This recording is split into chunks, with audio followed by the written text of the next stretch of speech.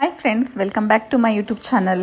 ನಾನಿವತ್ತು ಒಂದು ಸಿಂಪಲ್ ಆಗಿರೋ ಅಂತಹ ಹೆಲ್ತಿ ಬ್ರೇಕ್ಫಾಸ್ಟನ್ನು ಹೇಗೆ ಮಾಡೋದು ಅಂತ ತೋರಿಸ್ಕೊಡ್ತಾ ಇದ್ದೀನಿ. ಹಾಗೆ ಇದನ್ನು ನೀವು ಸೈಡ್ ಡಿಶ್ ಆಗಿ ಕೂಡ ಮಾಡ್ಕೊಳ್ಬೋದು. ಹಾಗೆ ನನ್ನ ಚಾನಲ್ನ ನೋಡ್ತಾ ಇರೋರು ಬೆಲ್ ಐಕಾನ್ನ ಪ್ರೆಸ್ ಮಾಡಿ ಅದರಲ್ಲಿ ಹೋಗಿ ನೀವು ಆಲ್ ಅನ್ನೋದನ್ನು ಸೆಲೆಕ್ಟ್ ಮಾಡಿಕೊಂಡ್ರೆ ನಾನು ಯಾವುದೇ ಒಂದು ವೀಡಿಯೋ ಹಾಕಿದ್ರೂ ನಿಮಗೆ ನೋಟಿಫಿಕೇಷನ್ ಬರುತ್ತೆ. ಮೊದಲನೇದಾಗಿ ನಾನಿಲ್ಲಿ ಒಂದು ಕ್ಯಾಪ್ಸಿಕಮ್ನ ಈ ಥರ ಸ್ಲೈಸ್ ಮಾಡಿ ಇದನ್ನು ಇಟ್ಕೊಂಡಿದ್ದೀನಿ. ಹಾಗೆ ನಾನಿಲ್ಲಿ ಸುಮಾರು ಒಂದು 5 ಮೊಟ್ಟೆನ ತೊಗೊಂಡಿದ್ದೀನಿ.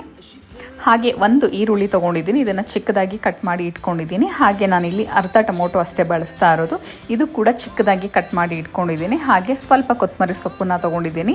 ಹಾಗೆಯೇ ಸ್ವಲ್ಪ ರುಚಿಗೆ ತಕ್ಕಷ್ಟು ಉಪ್ಪು, ಹಾಗೆಯೇ ಒಂದು 1/4 ಟೀ ಸ್ಪೂನು ನಾನಿಲ್ಲಿ ಪೆಪ್ಪರ್ ಪೌಡರ್ನ ಬಳಸ್ತಾ ಇದ್ದೀನಿ. ಹಾಗೆ ಹಸಿಮೆಣಸಿನ್ಕಾಯಿ ನಾನಿಲ್ಲಿ 3ನ ತೊಗೊಂಡಿದ್ದೀನಿ. ಹಾಗೆ ನಾನಿಲ್ಲಿ ಶುದ್ಧವಾದಂತಹ ಗಾಣದ ಎಣ್ಣೆ, ಕೊಬ್ಬರಿ ಎಣ್ಣೆನ ಬಳಸ್ತಾ ಇದ್ದೀನಿ. ಈ ಗಾಣದ ಎಣ್ಣೆ ಬೇಕು ಅಂದರೆ ಈ ಸ್ಕ್ರೀನ್ ಮೇಲೆ ಕಾಣಿಸ್ತಾ ಇರೋ ನಂಬರ್ಗೆ ನೀವು ಕಾಲ್ನ ಮಾಡಿ. ನಾನು ಇವಾಗ ಮೊಟ್ಟೆನ ಹೊಡೆದು ಇವಾಗ ಒಂದು ಬೌಲಿಗೆ ಹಾಕ್ಕೊಳ್ತಾ ಇದ್ದೀನಿ. ನೀವು ಇಲ್ಲಿ ಎಷ್ಟು ಬೇಕಾದರೂ ಮೊಟ್ಟೆನ ಬಳಸ್ಬೋದು. ಹಾಗೆಯೇ ಇದನ್ನು ನೀವು ಲಂಚ್ ಬಾಕ್ಸಿಗೆ ಮಕ್ಕಳಿಗೆ ಕೊಟ್ಟರೆ ತುಂಬಾ ಇಷ್ಟಪಟ್ಟು ತಿಂತಾರೆ, ತುಂಬಾ ಟೇಸ್ಟಿ ಆಗಿರುತ್ತೆ. ಅಥವಾ ನೀವಿಲ್ಲಿ ರಸಮ್ ಏನಾದರೂ ಮಾಡಿದಾಗ ಇದನ್ನು ನೀವು ಸೈಡ್ ಡಿಶ್ ಆಗಿ ಕೂಡ ನೀವು ಇದನ್ನು ತಿನ್ಬೋದು, ಸಖತ್ತಾಗಿರುತ್ತೆ. ಒಂದ್ಸಲ ಖಂಡಿತ ರೆಸಿಪಿನ ಟ್ರೈ ಮಾಡಿ. ಈಗ ನಾನು ಎಲ್ಲ ಮೊಟ್ಟೆಗಳನ್ನು ಸಹ ಒಡೆದು ಹಾಕ್ಕೊಂಡಿದ್ದೀನಿ. ಹಾಗೆ ನೋಡಿ, ಈಗ ನಾನು ಇದನ್ನು ಬ್ರೇಕ್ ಮಾಡ್ಕೊಳ್ತಾ ಇದ್ದೀನಿ ಒಂದು ಸೌಟಿಂದ. ಈ ಥರ ಕಂಪ್ಲೀಟಾಗಿ ಇದನ್ನು ಬ್ರೇಕ್ ಮಾಡ್ಕೋಬೇಕಾಗತ್ತೆ. ಈಗ ಇದಾಗಿದೆ. ಇದಕ್ಕೆ ನಾನಿವಾಗ ಈರುಳ್ಳಿನ ಸೇರಿಸ್ಕೊಳ್ತಾ ಇದ್ದೀನಿ.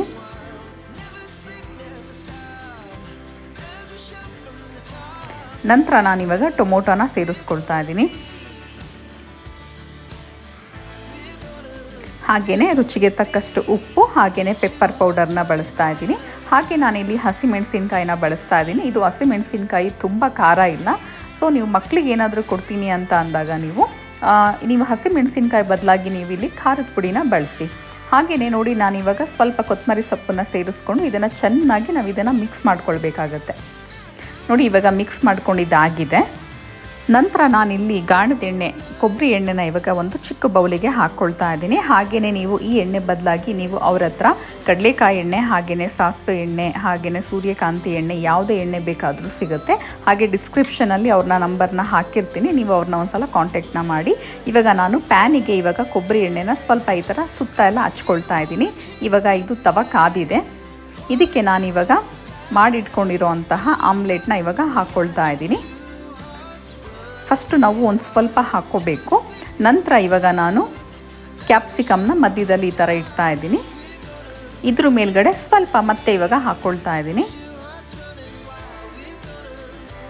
ಈಗ ಇದ್ರ ಮೇಲ್ಗಡೆ ಸ್ವಲ್ಪ ಶುದ್ಧವಾದಂತಹ ಗಾಣದ ಎಣ್ಣೆನ, ಕೊಬ್ಬರಿ ಎಣ್ಣೆನ ಈಗ ಸ್ವಲ್ಪ ಇದ್ರ ಮೇಲ್ಗಡೆ ಹಾಕ್ಕೊಳ್ತಾ ಇದ್ದೀನಿ. ಇದನ್ನು ಇವಾಗ ಲೋ ಫ್ಲೇಮಲ್ಲಿ ಮುಚ್ಚಿಡಬೇಕಾಗತ್ತೆ ಒಂದು 2 ನಿಮಿಷಗಳ ಕಾಲ. ಇವಾಗ ಒಂದು 2 ನಿಮಿಷಗಳ ಕಾಲ ಆಗಿದೆ. ನೋಡ್ತಾ ಇದ್ದೀರಾ, ಮೇಲ್ಗಡೆ ಭಾಗ ಎಲ್ಲ ಕಂಪ್ಲೀಟಾಗಿ ಬೆಂದಿದೆ. ಈಗ ನಾನು ಇದನ್ನು ಉಲ್ಟಾ ಮಾಡ್ಕೊಳ್ತಾ ಇದ್ದೀನಿ.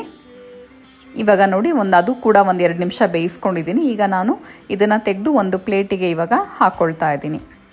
ಈಗ ಮತ್ತೆ ಪುನಃ ನಾನಿಲ್ಲಿ ಕೊಬ್ಬರಿ ಎಣ್ಣೆನ ಸ್ವಲ್ಪ ಪ್ಯಾನಿಗೆ ಹಚ್ಕೊಂಡು ಈಗ ಮತ್ತೆ ನಾನೀಗ ಇದನ್ನು ಆಮ್ಲೆಟ್ನ ಹಾಕ್ಕೊಳ್ತಾ ಇದ್ದೀನಿ.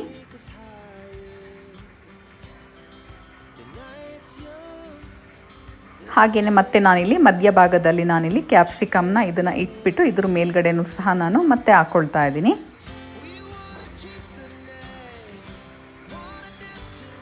ನಂತರ ನಾನಿವಾಗ ಗಾಣದ ಎಣ್ಣೆನ ಈಗ ಸ್ವಲ್ಪ ಮೇಲ್ಗಡೆ ಈ ಥರ ಹಾಕ್ಕೊಳ್ತಾ ಇದ್ದೀನಿ. ಈಗ ಇದನ್ನು ಕೂಡ ಒಂದು 2 ನಿಮಿಷಗಳ ಕಾಲ ನಾವು ಲೋ ಫ್ಲೇಮಲ್ಲಿ ನಾವು ಬೇಯಿಸ್ಕೊಳ್ಬೇಕಾಗತ್ತೆ.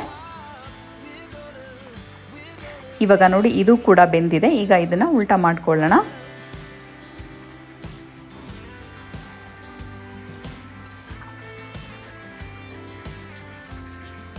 ಇವಾಗ ಇದು ಒಂದು 2 ನಿಮಿಷ ಆಗಿದೆ. ಈಗ ನಾನು ಇದನ್ನು ಸೀದಾ ಮಾಡ್ಕೊಳ್ತಾ ಇದ್ದೀನಿ. ಹಾಗೆ ಇವಾಗ ಪ್ಲೇಟಿಗೆ ಇವಾಗ ನಾನು ಹಾಕ್ಕೊಳ್ತಾ ಇದ್ದೀನಿ.